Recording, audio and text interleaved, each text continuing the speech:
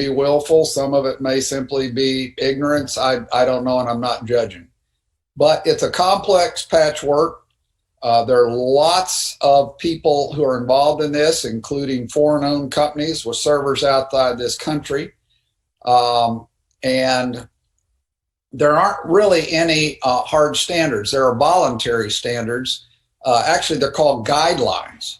And as a result, guidelines are pretty loosey-goosey. And so a lot of these voting companies say that they're in compliance with all guidelines, but they've defined their interpretation of what the guidelines are, since it's all entirely voluntary. And most SOS people do not know what the whole voting system looks like. And we found an incredible number of places where this thing can be injected. And so let me see if I can show you a little about that. This is actually what the voting system looks like at a high level. And can you see my whole screen, or on mine, I'm seeing some of this? Let me just do that. Yeah, that's better on mine. This is where you and I vote. This is your county, where central counting, tabulation, etc., with poll books, with databases, with tabulation software, reporting software, and with Dominion and ES&S and even HART, there's an unofficial database and an official database.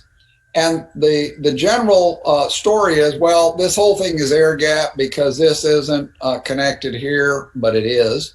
And it's AirGap because these two are not connected, but they are.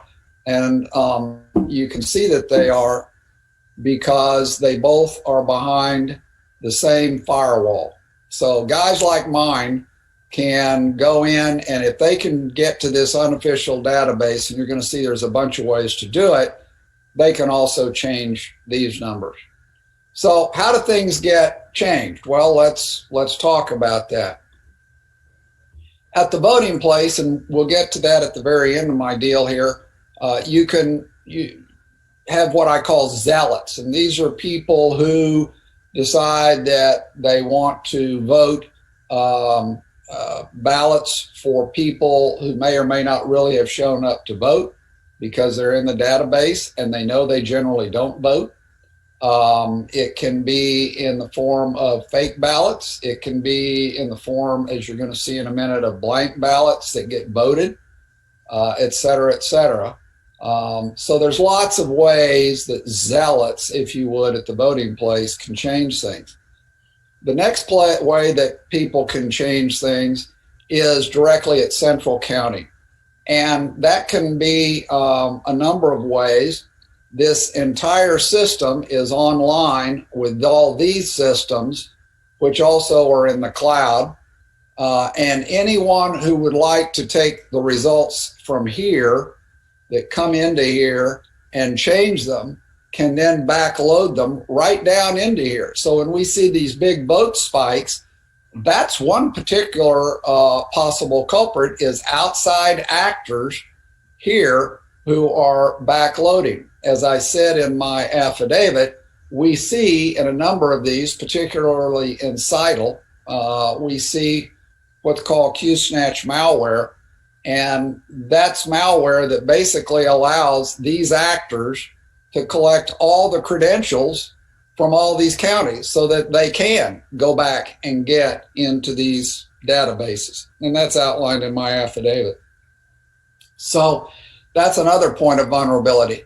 Another point of vulnerability simply comes from these guys right here who can, for instance, set up the algorithm we're going to give you some proof of in a minute.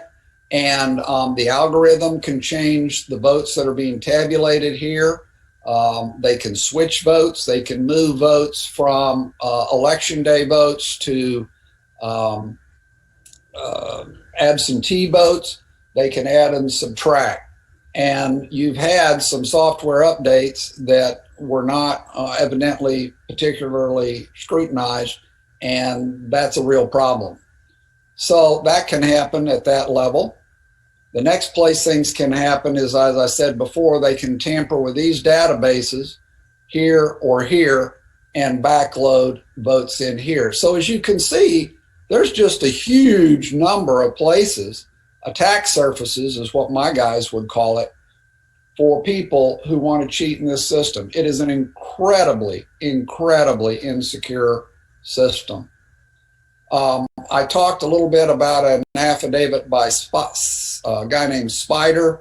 Let me just show you real quick, for instance, how we traced that Seidel actually had servers in Frankfurt right up until the raid about 2 weeks ago. You can take a tool called NS Lookup and look that up, and it will tell you that this is its IP address. And 5.2 right away is set up for Germany, but in this day, it could also have been migrated elsewhere. So at that point, we do what's called a geo, an NS lookup, and sure enough, it says, no, it is over in the EU. We can do what's called a geo IP lookup, and that will tell you that it's in Frankfurt. So the kind of tools that Spider talks about are very well known. They're what's called white hat tools, and those are guys that are computer specialists. You might call them hackers, although that's sort of a pejorative term, except white hat hackers are guys that obey the laws and the rules. And so all of our research was done using white hat hacker techniques. And these are just other tools that you can use to pin it down. For instance, this tells you that it's also in the Amazon cloud, as I talked about in my last one. A lot of people don't understand that they actually are connected to Clarity Elections. If you're on ES&S or Dominion, the people in Kentucky didn't. We went out there to meet with them. And the first thing we told them is look on your Kentucky State Board of Elections website, click on your unofficial votes. And they said, okay, fine, we're on Kentucky State Board of Elections. I said, no, you're not. Look up here. This is really where you are. You're at Clarity Elections. And that Clarity Elections server at the time was in Frankfurt, Germany. That's where the votes ultimately were being held. And you can change them at that level and backload them all the way back into counties in Kentucky, or in your case, Georgia. All right, that's enough about that part of it. It's important to understand at a very high level sort of how the Dominion system works. It really has two buckets. I'm going to call them the regular bucket and the adjudication bucket. And a lady named Missy, I forget her last name, but we've got the video here. She demonstrated this beautifully, where if votes go into the regular bucket, they're treated one way. But if you put them into the adjudication bucket, you can, the operator can pretty much do anything they want at their discretion, or they can apply the ranked choice voting algorithm. And so it's at its discretion. And in some cases, for instance, I don't know if Georgia has allowed this, but I know Arizona has allowed adjudication to be pre-programmed ahead of time with such commands as 90% of all adjudicated ballots shall be cast for XYZ regardless. Now, it's important to think about these two buckets, because if you've got an algorithm, and we do, and we're going to show you that, it takes the votes and it just puts them in one place or another. It's not actually counting whole votes. It is taking the votes and it's apportioning them out. And we're going to talk a little bit about that. But it's important to know that adjudication can be manual at the operator's discretion or at an algorithm's discretion. Very important to understand that. In any case, it has nothing to do. Hey, Russ, could you jump to the specific numbers for Georgia that they're looking at? Are you looking at this one? Correct. Okay. And then the voting numbers. All right. These are in my original affidavit. We were looking. It was early days, and we were only looking at the number of voting records where the vote was cast and yet there was no record that it had ever been returned or received. Since that time, there's been a lot of work done by some guys that we've worked with, and they've been able to identify a whole host of problems. And they've done that using Secretary of State records. They were dated 10-4. Those were the latest ones. They cross-referenced some of these things with, for instance, ERIC, which is the Electronic Registration and Information Center, or the National Change of Address Database, or the DPS database. So over here is sort of what they used in order to determine these things. And they found that on the Secretary of State record, there's about 66,247 mail-in ballots that apparently are being cast by underage voters. They found 2,506 voters on the registered felons list. 2,423 were not listed as registered to vote, and yet they still got to vote. We had the same problem here in Dallas. We found 4,926 that were registered to vote in another state, 395 that actually cast votes in another state. 15,700 of them had done a national change of address to another state and yet still show as having voted in Georgia. 40,279 had moved across county lines 30 days prior or more to the election. That actually requires them to re-register in their new county. That did not happen with 40,279, and they still voted. 1,043 used illegal post-off boxes as residences. 98 registered too late. 10,315 were deceased by election day.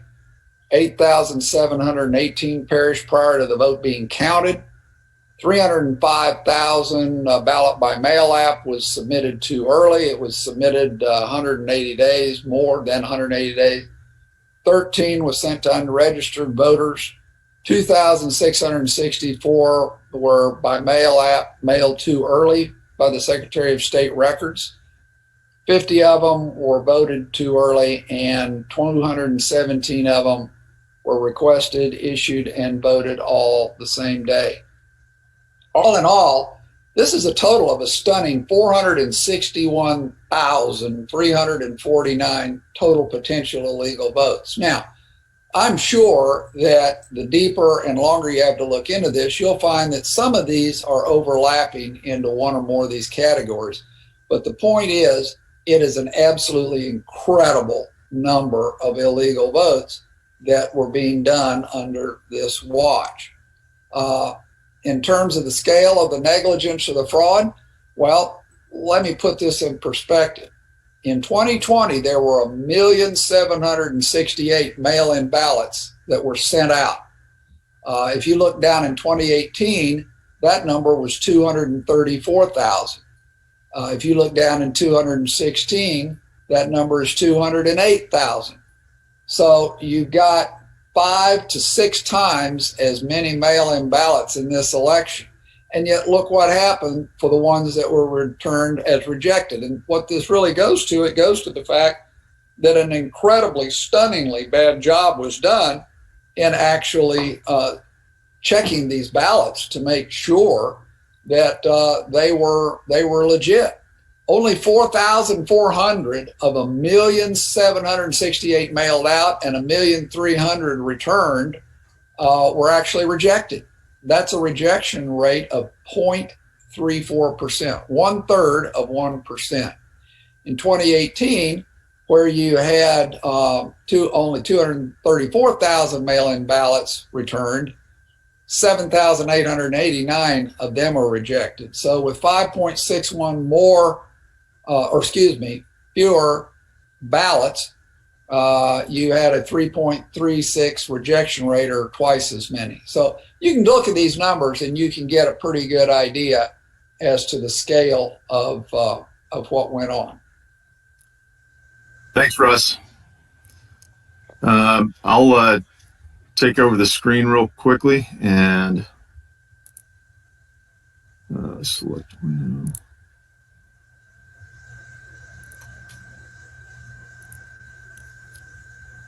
All right.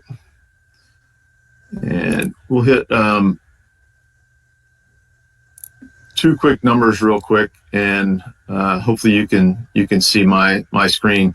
Just two of the top level analytics indicators that you're probably familiar with. We mentioned it at the Senate hearing last week, but in the morning hours, about 1:36 in the morning of November the 4th, there was about a 200,000 vote batch that was the largest batch in the Georgia 2020 general election. And about 80% of those votes went to former Vice President Biden. And we've got those broken down by the precincts where those votes went in. And this information, I believe, has been provided to you. If not, it will be. But those lists of precincts where that batch of votes went in at 1:36 in the morning represented the time after the stop of the shutdown, and it actually coincided with the timing of the video that was produced from a Fulton County at the arena. There's one more. There's a lot of statistical analysis here, but one more thing that I did want to show you that indicates some potential fraudulent batch files that were injected into the voting. And apologize, but I'm going through this for the sake of time.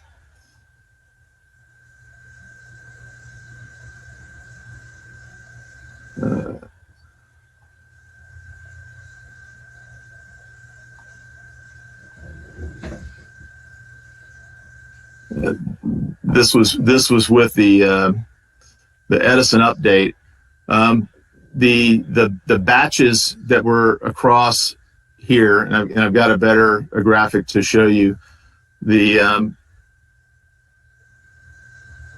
graphic across there represents a pretty flat number of even numbered additions to the race.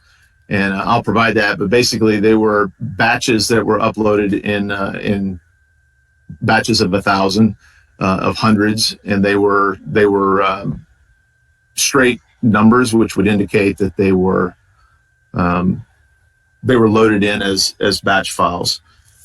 Mr. Ramsland indicated the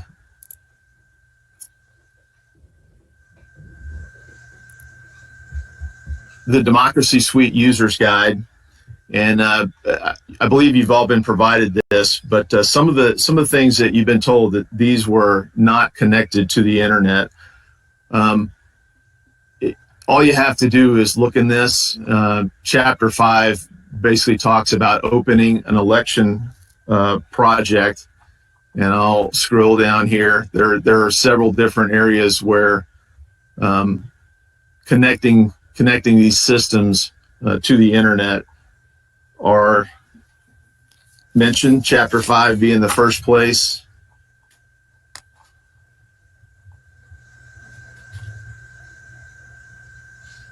Opening election project. If you're creating a project for the first time, enter the network parameters, enter all the data required, the EMS applications, the server host, the IP address and name, the name of the EMS. This is the communication ports in the system. Further down on Chapter 6.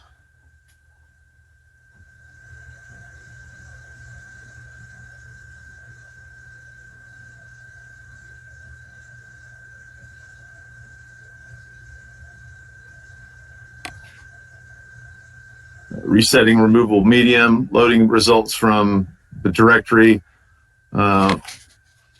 results loading, and 6.5.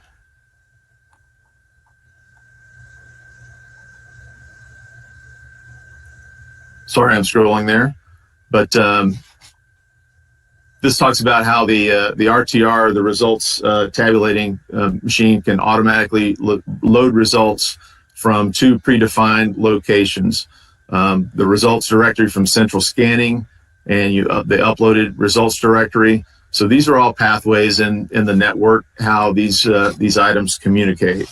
And I can go on in chapter 13 about defining transfer points and exporting results. Chapter 14, the results tabulating devices have an exposed surface to which remote clients can communicate.